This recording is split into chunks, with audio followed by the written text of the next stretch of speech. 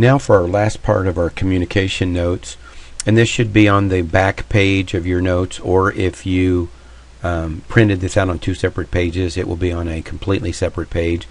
But we want to talk about design and composition rules, and these are going to apply whether you're designing a project or you're taking pictures. It will apply to either one of them. And we are going to do a section later on photography, and we really want to apply these concepts then. Design rules are suggestions on how to create graphic design and photography in a way to attract interest and attention to your message. The rules may be broken after you get a grasp of the basics. So in the middle school, we really try to hit on the basics and encourage them. And I know the photography teacher at the high school hates these design rules, and he really wants you to break them and try something different. And there is a place for both of them. Once you get the basic idea, then you can change it and do things differently. Most people do not realize the rules of design, and these are used all the time in a lot of different areas. Art classes will work with this a lot, and more than one rule can be applied at any time. Businesses will spend billions of dollars on these concepts, and you get to learn them for free with me. The first rule, and pretty much the main rule, is the KISS rule, and KISS stands for Keep It Simple Students. A lot of times when I evaluate students' work, I simply will put down KISS it, and what that means is make it simpler, don't overdo it. Don't make it complicated or confusing. You really want to find one main message per slide, page, picture, or layout, and focus on. There's nothing wrong with adding more things to your design and to enhance that message, but we don't want to override that message. We don't want to lose that message. Again, when a major company like Pepsi produces a advertisement and people don't realize that Pepsi is the product they're advertising, they've failed and it did not work, and that is just unacceptable to the businesses out there. So when you're doing something, whether it be a picture, whether it be a design, whether it be, for example, the portfolio page that we're going to do later, try to make one thing the main focus. Everything else should enhance that. Here are some examples of what you can do wrong. And I noticed this especially when the computers first started coming out. There were so many wonderful things. Up until that time, we used typewriters. You could put letters on there, and really was very difficult to add anything else. The average person would never attempt to do that. Then we got the computer, and again, they started out as just word processing. Eventually, they started advancing to where you could put pictures and images on there. And people went crazy. Young people, adults, everybody. Oh, I can do this. I can put this in here. And you really want to avoid that. I have something like 14 different images on here, and it's really very, very cluttered, and you really lose the message. So again, you want to try to simplify it, and just because you can do something doesn't mean you should. When we're doing PowerPoint, a lot of my students, I notice, they like to put a lot of color and a lot of bright colors, going back to the old tie-dye hippie days kind of, a lot of neons and everything.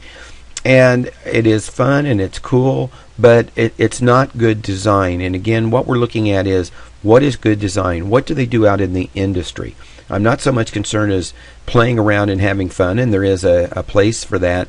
But as we make projects for this class, I want to try to look at things that would be done out in the business world. I want you to have the solid basics to do a good job. If you've yet to go to the high school, I really want you to have the knowledge and everything so that when you take a class of any kind and you do a PowerPoint or you design a poster for that, it's really a solid, good-looking poster, and it gets the message across effectively. To be honest, a lot of teachers don't really worry about that. As long as you do it, as long as you have the information, they're happy. But for my class, we really want to look at, is it effective? Do you have one message? Are you getting that message across? Now, I realize as we go through this that I do talk about this a lot. I like design. I like photography. It's one of my hobbies that I've had since I was 15, 16 years old myself. So if you feel the need to take a break at any time, you can stop the video, take a break, and come back and finish it later. That's one of the great things about working on the internet. Type fonts, or families, are just different styles of fonts. Again, the computer offers, I believe the average Microsoft program has about 300 fonts, and a lot of them are really good. But the trick is to determine which one meets your design idea. I notice students have a lot of problem going between formal and informal writing. And that's something that this generation is the first ones to have to address. But for example, when you're texting your friends and you're using the abbreviations and the codes or whatever you want to call them, perfectly fine. It's informal. You're talking to your friends. They know what you mean. Everything's fine. When you come into the classroom, this is true in any level of education, college, whatever it is, when you get out into the workplace, when you get out into business, then it becomes formal. You have to learn to do both. So when you're typing a report for class, the font really needs to be almost all the time a black, or at least a very dark color that's easy to read. It needs to be a font that is easy to read. And to vary from that would probably in many cases affect your grade. Many of the tests that you take, when those people grade the test, if the lettering is easy to read and clear, even subconsciously it gives them a little bit better edge, a little bit better grade. So you want to make sure that the teacher or the person that's judging you can evaluate and read the information very, very carefully. If you're doing something like an invitation to a party, then that's the time to really let loose and really do some different things. For example, if it were a Halloween party, you might want a eerie, creepy type of font and really address that and use that to your best extent. If you're having a kind of a cheery party, then you might look for one that's kind of fancy or formal. When you get married, most of the time you want a script or, again, a very easy to read font. As a general rule, in any layout or any design, you probably should not use more than 2 families at the most, and usually you want to stay with one. Now, if you want to add impact, then you can add color, italics, underline, bold, all kinds of different things to bring attention to a specific area. But normally you want to keep the font the same. Here's an example of a lot of different fonts in a message. The top font is called Old English, and while it's a really nice, neat font, if you glance at that quickly, it's a little bit hard to read if it's in all capitals. So while Old English is a great font, you want to take care, and script would be the same way, take care to make sure you use both upper and lowercase and avoid writing in all capital letters.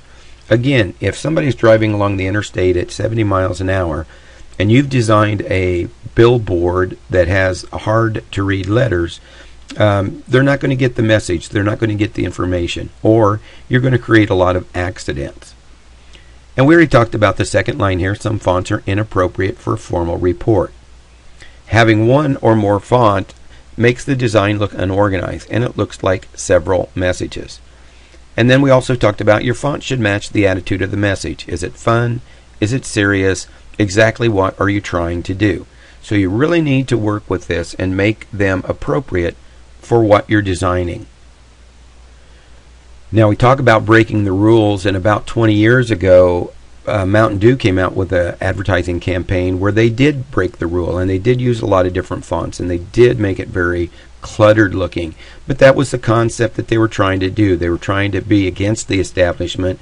They tried to be wild and crazy, and it did work very well because there was a generation come up that was really attracted to the Mountain Dew product, and their sales soared. So it can be effective, but not very often. You want to be very careful with using that. Clip art. And I want to spend a little time on this because it's very, very important, and we're going to talk a little bit more about it later when we get to copyright infringement and freedoms that we have. Clip art are images and pictures used to attract attention to your message. Again, as I showed you earlier, you don't want to put a lot of clip art, and the clip art that you use should relate to your message. So you want to be very careful with this and keep it fairly simple. Now, a lot of my students in their projects, they like to make the picture real big and the font real small. And their concept is that they're not having to write as much, and so they're getting by with doing less in an attempt to try to do as little as possible and still get a passing grade. Well, I happen to understand that concept. I've seen it many, many times. But instead of making the image really large, make the image a fairly medium size and make the text larger. Notice I'm not saying that you need to write more, but just make it larger so that it's easier to see. When we're creating PowerPoints, we want to imagine there are people in the back of the room. Are they going to be able to see our text? A lot of times students, when they're using PowerPoint, different things in design, Windows or Word or all kinds of different computer programs, they kind of do what the computer programmer designed. And they're a little bit unwilling to change it. And that's where I want to be a little bit different. I want you to change whatever the programmer designed. I want you to make it bigger. I want you to change the font. I want you to do different things on your own and learn how to use some of the computer programs a little more effectively than the average person. Now, if you look at the picture that I have on here, which is a cute picture that I stole off the internet, we'll talk about that in a minute, it should relate to the message. I guess it does in a way because it is clip art, but really it's not any way related to what we're talking about. And you want to try to do that. You want to try to find pictures that relate to whatever you're talking about. We already talked about the clip art size should not overpower the rest of the message. Again, at the very least, make your text, if you can imagine your text box and how big it's going to be, and your picture at least 50-50, or depending on what's more important, make it slightly larger. If I were doing a presentation before a bunch of brain surgeons, I might want that picture of a brain to be the largest thing on the slide. But most of the time, I don't. We've already talked about the KISS rule. You want to follow that with your images. Now here's a biggie. Images from the internet must be given credit, true or false. I will tell you, even a lot of adults and even a lot of teachers don't know what is right on this. It's a big concern. We all know people download things off the internet and use them a lot. Are you ever going to get sued? Probably not. The bottom line is, if you put something on the internet and somebody contacts you and says, this is mine, don't use it, then don't use it. You probably will get two options. They will either ask you to give them credit for what they created, and if they do, by all means give them credit and thank them for allowing you to continue to use it. If they tell you that they want you to remove it, then remove it. There are very, very rarely times where somebody gets sued for using somebody else's stuff. And if it does happen, they have to first give you the opportunity to correct it. And if you correct it, there's no legal liability there. You've done nothing wrong. You were asked to remove it, and you did so. A lot of times they might send a threatening letter, if it's especially a legal group, telling you that they're going to sue you if you don't pay them a certain amount of money. Again, highly unlikely, and again, follow what they say. Take it off. Don't use it. It's very unlikely to happen. Now, the good news is that in the early 2000s, they passed a law called the Fair Use Act. And what the Fair Use Act says is that if you use an image for an educational purpose, for an educational project, then you can use that. So for example, in some of the things that we're going to do, making a PowerPoint show down the road, or using a picture off the internet for something that you're creating, you're going to have some freedom to use that. Now let's say that you make a PowerPoint for the class, we grade it, it's very well done, you're really proud of it, and you decide to put it back out on the internet on your website. By that simple act, you've now broken that Fair Use Act. You used it for the classroom, that's okay. The courts say that's permissible. But once you put it back out on the internet, then it becomes questionable. And again, if they would contact you, then you want to make sure that you resolve the problem and take care of it and take it off of your web page and avoid any further problems. The only way that you really could be sued is if you continue to use something after you've been requested to remove it. Another general rule in terms of copyright is that you're allowed to use, and it varies from item to item, but generally about 10%. So you could use 10% of a song that is copyrighted and not get in trouble. That's not going to be very long. You're not talking about a lot of time, but you could use that. You could copy 10% of something else And again, the courts would look at, are you selling it? Are you making a profit off of it? Are you using it for, what's the purpose of using it? And that would come into play. And while I'm not a legal expert, again, these are pretty good ideas that would avoid you getting in any problems. This happened a few years ago when the big thing was going on with downloading music, which I know a lot of people do. But a young lady was downloading a lot of music, several thousand songs, and the companies decided to make a example of her. And they brought in the police, and they brought in the media, and they marched to her house, and they arrested her, and they took her away. And I believe she was 14 years old, something like that at the time. And the backlash in the media was so negative against the recording studios that they just gave up on it, and they quit trying to do that. Now again, if you're taking music and you're copying it and you're selling it, there's a legal liability there, but there is a lot of flexibility to let you get by in the privacy of your home with certain things. I want to talk also about using internet images to print on things that you're creating.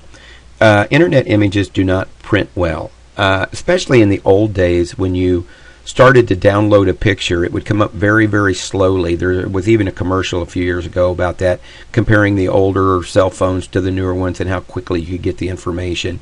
And it would come up very, very slowly, line by line. And the reason this happening was because of the amount of memory and the amount of data on that picture was so large, it was very hard for the internet to send it. Well, two things have happened since then. One is that most people have learned to make their images smaller, and the next thing is that the internet has gotten much, much faster, as well as the computers having more memory and being much more faster. But one of the things you want to look at if you're going to get a picture off the internet, for example, we're going to be doing a PowerPoint later on, and we want you to get pictures that you're going to put in the background that's going to be as big as your slideshow. And these pictures should be a high resolution. So there's a couple ways of doing this. When you find a picture on the internet, usually you're looking at what's called a thumbnail, or a sample of what that picture is going to look like. To take that thumbnail, copy it to your computer, and then enlarge it on the background is really going to do what I call pixelization. It's going to make it very blurry. You'll see a lot of little pixels, a lot of little squares, and it's just not going to be a very effective picture. A good way to get around that would be to go in, and if you click on the image and say you want to see the larger image, look at the size of it on the screen. If the picture comes up and it's fairly large, that's going to reproduce pretty well in your project. If it's really small, probably only a couple of inches by a couple of inches up in the corner of your screen, that's probably not going to be a good design. There's so many pictures out on the internet that you could use. It's really not worth it, but you could go in and change the resolution and make it a higher quality picture. But I don't think you're going to be real happy with the results on that. Now, it's quite a bit of information on clip art, but it is a widely used area out there. I really enjoy going in and getting pictures more than using the clip art that comes standard with Microsoft. I remember when clip art first came out, I thought it was fantastic. It's got a little bit old now. To me, it looks a little bit kindergartenish. I would really like to see some really quality pictures. So in addition to the programs that have clip art out there, you can use pictures that you take digitally, and almost everybody has that ability today, or you can scan existing images. Now in the classroom we do have a scanner, but not everybody has that. But I allow my students to use the scanner, and they can also bring the disk in. And you're encouraged to personalize your projects when appropriate. If there's something that you've taken and you want to include that in your design, by all means, I think that makes it more personal and a better design for you. One of the things about pictures and photo editing in today's world is it's so easy to change things that it's really impossible to totally believe what we see out there. And we're going to talk about this when we get into our internet section of the course. But a lot of the stuff out there has been photoshopped and changed. We get a lot of things in email talking about different people. They like to attack political people. If you've ever noticed, if you like that politician, they have a picture of them smiling, and if they don't like them, they have a picture of them frowning. And it's real easy to find pictures and manipulate them. The picture on the screen here, if you look at, that is actually me. I was blowing snow off of my driveway when my son took my picture a few years ago. I thought it would be funny to send it to a friend of mine in California, and I sent a little note along with it, and I said, ha ha, I can still wear the outfit that I had in high school. Now I know that sounds pretty gross, but this snowmobile outfit I've had since I was in high school, and I only wear it about once a year, every time I blow snow off the driveway. It's the only time it comes out, only time it gets used. But it still fit, and I was pretty proud of that fact. Well, the next day I get an email back from him, and here I am on a beach somewhere that I've never been. Again, sunny beach, and I'm wearing all of this clothing. So I've learned not to send pictures of any kind out to alleged friends from my past. Just kidding, we still are friends. Now, repeating lines. Repeating lines are, I know this is difficult, lines that repeat. They can add interest to your design, and they can be very, very simple. If you look at the pencils on this background, these are examples of repeating lines. We have basically the same lines over and over again, going out at different angles. Repeating lines are often found normally in nature, and they can be used a lot in construction, architect, clothing, and art. And whether you recognize it or not, it's out there everywhere. So one of the things we're going to do when we get to our photography unit is I'm going to ask you to go out and take pictures of repeating lines and explore what's out there naturally or what you can create, such as the pencils in the background. Now, these have all been taken by students of mine or their clip art, and different repeating lines in each of these graphics.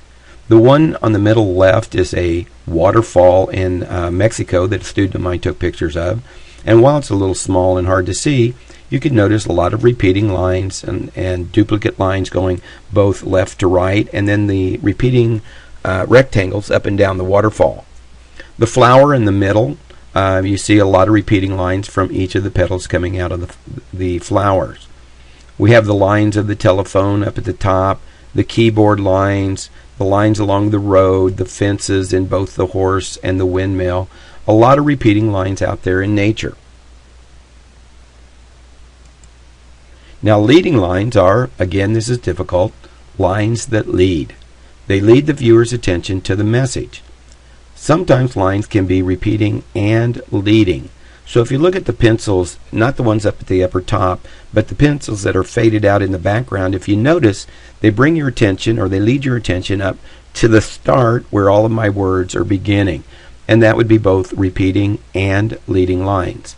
There are two types. Imaginary leading lines are lines that lead by body language, and that would be your arms, your eyes, the way that you're facing. And this is an imaginary leading line. And this is used a lot in photography. It's used a lot in movies and videos, and having that direction and leading the viewer's direction to where you want it to go by the way other people are facing. The other one is real leading lines. That are actual lines you can see, and that example would be the pencils in the background. Now, if you look at the message in the middle, on the left we have the football player, and he's facing the direction of my message. So that would be an imaginary leading line facing the message. If you look at the ball player, you have really two different types. You have the imaginary leading lines of his body, and then the real leading lines of his bat when he's hitting it, and both of those are leading away from the message. So I would have the option, I could either flip the clip art, or I could move it to the right side so that it leads back to my message. The flowers at the bottom, the stems are leading upward, again bring you towards my message. The lady with the cake, imaginary lines, she's facing away from the message. And then the fence in the upper one with the horse really could go either way. The fence could take you to the left or to the right, but by adding the horse is the imaginary leading lines that are leading you back towards the message. Now, again, I used a lot of different examples here because I wanted to show you different concepts. This slide is way too busy. There's way too many things on here. I would really only use one of them. So what I'm telling you in all honesty is this is a poorly designed slide, but I didn't want it to be good design. I wanted it so that I could show a lot of examples of what leading and repeating lines might look like in a presentation. Now, whenever you have a moving object, and this is especially true in photography, you want to try to arrange it so that the object is moving into the picture. And what that means is the largest area is in front of the object. The object could be a person, it could be a car, it could be an animal. In this case, it's an insect. So if you notice, the insect is facing towards my information. I have the largest area in front of the insect and the smaller area in the back. The theory is that when people view something like this, especially if it's a person, and that person is to the left and looking out the edge, people are wondering what's over there that I'm missing. So by putting your person or your object to the side and then having them face the larger area, that gives you a good idea, and the observer feels comfortable knowing that they're seeing the entire thing.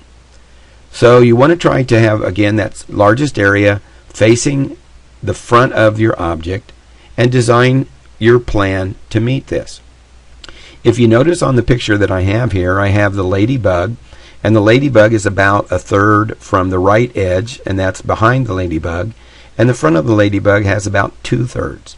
Not only that, but the ladybug then leads your eyes to that large stem in the middle of the big leaf, and that stem will curve down and go back up right towards where my message is. So again, if I had that on the left, it would not have been as effective as placing it on the right. Here we've changed it around, and if you notice, the ladybug and the stem on the leaf are leading away from the message. Most people don't realize this. Most teachers don't worry with this. Unless you're in the business of design or art or something like that, you would never pay any attention, and it means absolutely no difference to you. But when you're talking about design, good design, when you're talking about the things that we're going to be talking about for this course, this is one of the things that we'll look at. It's good design and leading lines. Now, color adds interest and attracts attention, or provides a point of interest, and you want to use it wisely. If you look at the picture on the right, we have basically a lot of white and dark, and then we have the one yellow balloon that kind of attracts your attention. Now, companies will study this, advertisers will study this, and they actually have a device that they would set on a subject's head. They'll throw a picture up there. It could be their product. It could be the store aisle at the grocery store and how they place the products and what level they're at. I remember when I was young, I worked in a grocery store, and everybody always wanted to be at eye level. One company would come in and they would put their product at eye level. The next one would come in, they would put their product at eye level and move the other companies down.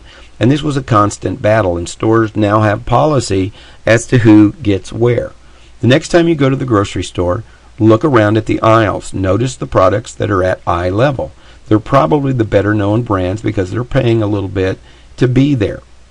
So this device that they would put on top of your head would actually read your eye movement, and that way they can study where do your eyes go first. How long does your gaze stay at one place?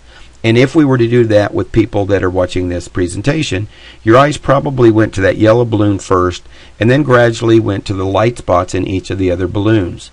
And that's just the way our attention is attracted. You also want to use colors depending on what your product is. For example, if you're selling barbecue, or you're selling something that should be hot, you would want to use warm colors like red, orange, or yellow.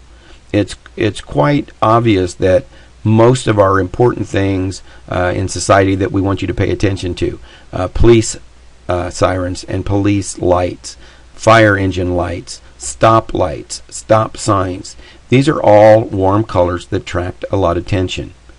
Cool colors are blue, green, violet, and those types. And then your neutrals are black, white, and gray, and they could be used for anything. On the test, there will be questions asking what warm and cool colors are. And then red attracts the most attention. Now, it's very possible to use too much color and lose the message or the focus. Computers allow a lot of color manipulation for effect, and that's both wonderful and it can be a problem. One of the things that I see students do is they like to go through and they like to change every other letter to a different color. They like to use a lot of color, and that could be a distraction. So you want to be careful of how you use it. Use it for impact, use it to gain attention, but don't overuse it. One of the things that I will emphasize as we go through project is to try to choose graphics or colors of font that work together. When we're designing our portfolio cover, whatever picture you use, you should try to pick up in your design, in the lines or whatever you're designing, you should try to pick up some of the colors that are in your picture. You should try to tie it all together. Now that doesn't mean only those colors, but you really want to try to have colors that tie together in the font, in the graphics, in the pictures or whatever you might use. And then you also want to use color for impact. And as we talked about, the stop sign is a good example. That's something they want you to see very, very clearly. Now contrast is a very, very important area, and again, especially in photography. Contrast is placing dark colors against light colors, or light colors against dark colors. I would say this is probably one of the two most important rules to know. The purpose is to make the main message stand out more. So again, that contrast, having the difference in tone is very, very important. If you imagine a polar bear in a snowstorm, the purpose of nature is to hide him. So he doesn't want to be seen until he can eat you.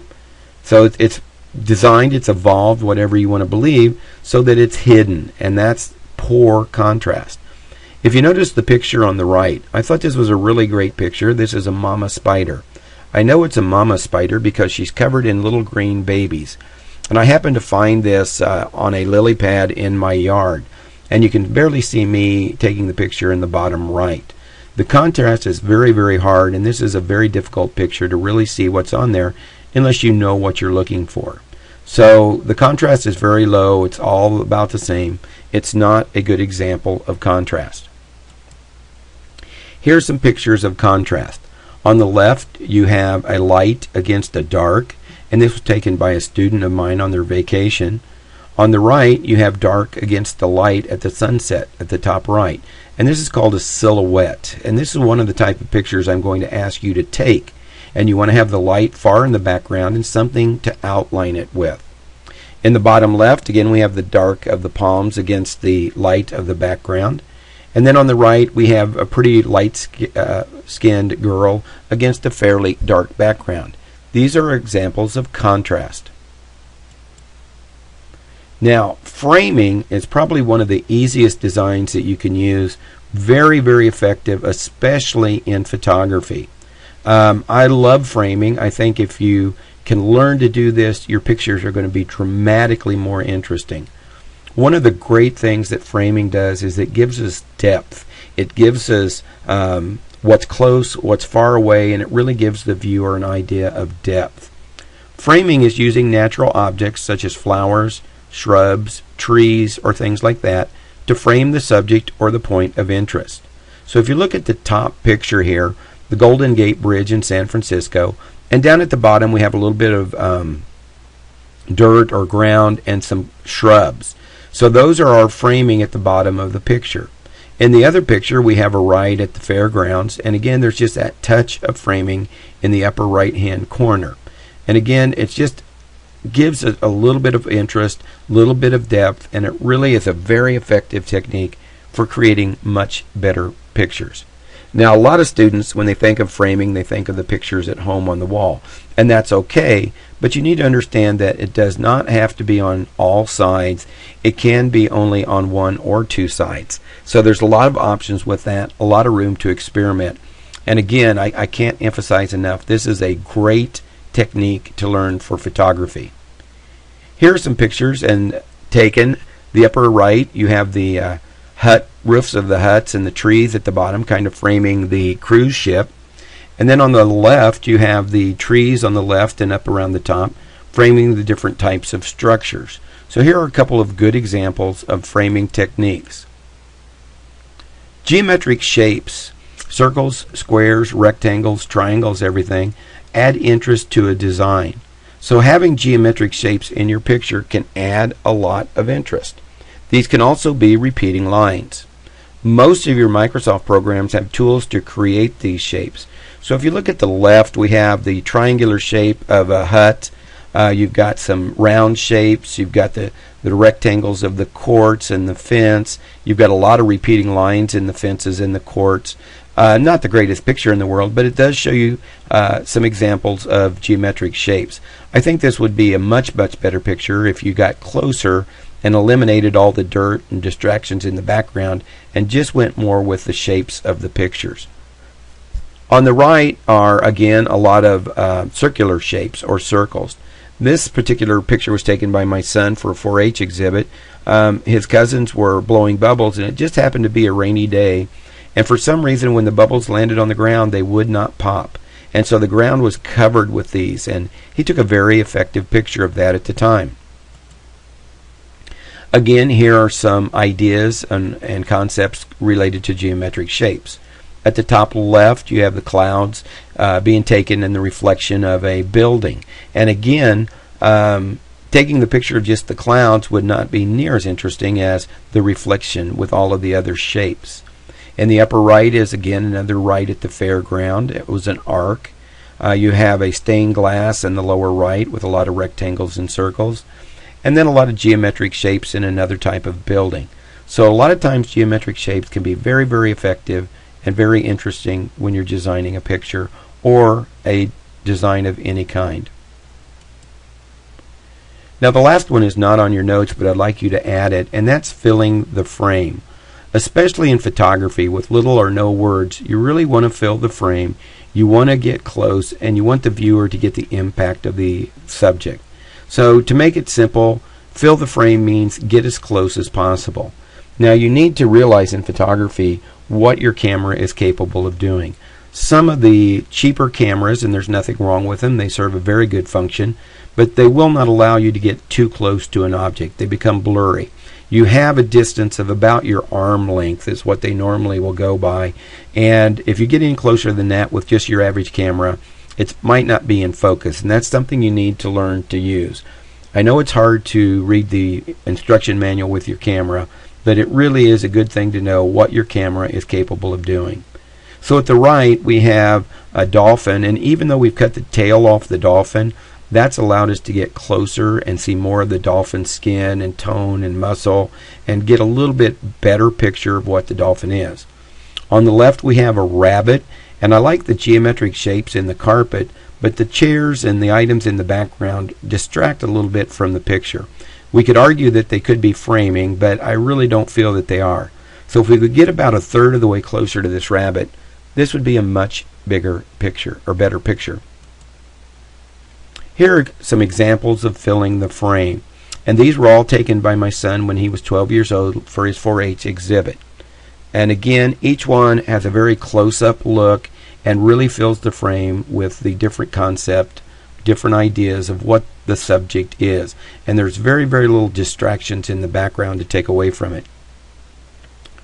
As we get into our photography unit, one of the general ideas that I try to share with young photographers is once you find the area that, or the picture that you want to take and the distance you are from that, take a couple of steps and get even closer. If you find out your camera cannot take pictures that close, you're probably pretty close to doing a good job. So step back just a little bit, allow your camera to get into focus, and try another shot. Now, again, this is one of those concepts that I would relate to being one of the top 3 design concepts that you would want to follow. I know, again, when you get to the high school, the photography teacher up there wants you to break this rule. And he's exactly right. I certainly would do that. But to start off with, this is a really good rule to learn with.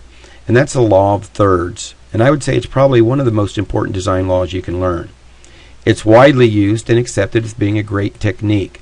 Some of the cameras that you have a setting, usually under display, that will actually put this on your viewfinder as you're looking at your subject. And most people, even adults that attend my 4-H workshops, most people think that you're supposed to put the subject right in that center square, and that is exactly wrong. So if you want to understand the law of thirds, you have to imagine a tic-tac-toe board. And most people, after they do this a few times, can do it in their head, and you don't even need to see those lines on the camera. But if it helps you to start out with, and your camera is able to do that, you're certainly welcome to try it. But what you want to do is come down about a third from the top and up about a third from the bottom, and then from each side, and divide it both ways into thirds. Now you can always turn your page, your slide, or your camera horizontal, which is what it is now, or vertical so that you're taller than you are wide. And this does not have to be perfect. It's not like anybody's going to take a ruler and measure to see if you're exact. As long as you're in the general area, it's good. What should happen with this then is that your subject or point of interest should be placed at the intersection of those lines. So if you look at the live tiger, not the drawing in the background, but if you look at the live white tiger, it's almost exactly where that 1/3 area is. It's 1/3 from the lower left. The rest of it is just there for design and effect, but the subject is offset slightly. So the bottom line is never center your subject. Now again, on certain things, if I were taking a picture of a geometrically balanced building, where that building is the same, if I put an imaginary line down the middle, that building is the same on both sides, that would be a good time to break the rule and center it. But most of the time, I would say 80% of the time, you want to offset your subject to that 1/3 area. Now, if you're taking a landscaping shot, you want to have the horizon line, and the horizon line is where the sky meets the land, and you want to have it either a third from the bottom or a third from the top. Again, you as the photographer or you as the designer should choose which one is going to work better. If the sky were a beautiful sunset and the sky was more interesting than the ground, I would probably have it a third from the bottom. I'd have 1/3 ground and 2/3 sky. If what was going on the ground was more interesting than the sky, I would reverse that. I'd have 1/3 sky and 2/3 ground. But again, that's something you need to learn how to do. And the bottom line is, if you're taking a landscape, which is a picture of land, never put it in the middle. So a landscape is a picture of land. A seascape would be a picture of the sea. A cityscape would be a picture of the city. All of these are just concepts where even if you can't see that horizon line, in your mind you can pretty much imagine where it should be, and never put that in the middle. Always put it a third from the bottom or a third from the top. And again, here's some examples. I've inserted a law of thirds over the top of it. They look a little distorted in this format, but maybe your computer will be a little bit different. If you look at the top left, you have the golf hole and the golf ball right there. And again, we have a lot of green, and the subject's put in about that 1/3 area. In the bottom left picture, the black and white picture, again, if you look from the side, the left side, that subject is about 1/3 in. They've got a little bit of the roof there so you can actually see what's happening. And this is at Holiday World. And again, they've offset it from being in the middle. The next picture in the upper right is also from Holiday World. And if you look at the people on the inner tube, they're about in that 1/3 area. I love this picture for one of the reasons. It's got a lot of color. It's got a lot of attractive color. If I were to take a step back and look at all four of these pictures, that's the one that would attract my attention. And then the one in the bottom right, which would be a landscape. If you again look, it's not perfect, but the horizon line is in about that 1/3 area. Now, hopefully you've learned a few things about design and composition, and you're going to be able to use these when we get into our photography unit.